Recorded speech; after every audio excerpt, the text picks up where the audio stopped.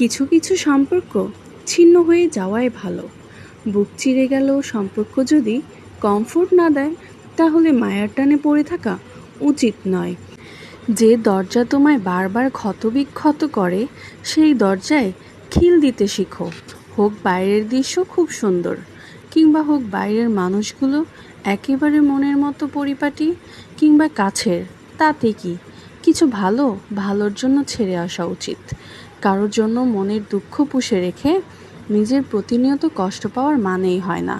তুমি যার জন্য দুঃখ পাচ্ছ, খোঁজ নিয়ে দেখো সে অন্য কাউকে নিয়ে দিব্যি ভালো আছে। কিছু রাস্তা তোমাকে একাই যেতে হবে। না থাকবে তোমার পরিবার, না থাকবে তোমার বন্ধু, শুধু থাকবে তুমি আর তোমার ছায়া। মানুষের পতন সেই সময় থেকে শুরু হয়ে যায়, যখন নিজের আপন মানুষগুলোকে হারানোর জন্য পর মানুষের পরামর্শ নেয়। মানুষ ঠকান না, মানুষ বাঁচেই বা কয়দিন। মানুষের বদদোয়া মানুষকে ভালো থাকতে দেয় না। কত কিছু ভুলে যাওয়া যায়, সকালে চায়ের চিনি, রাতে ঔষধ, মোবাইলের পাসওয়ার্ড, কত কিছুই ভুলে যাই। শুধু ভুলে যাওয়ার একটা বাহানা নেই বলে তোমাকে ভুলে যেতে পারি না। পৃথিবীতে যারা মুখ ফুটে নালিশ করতে পারে না, চুপ করে থাকে, তারাই উল্টো আসামি হয়।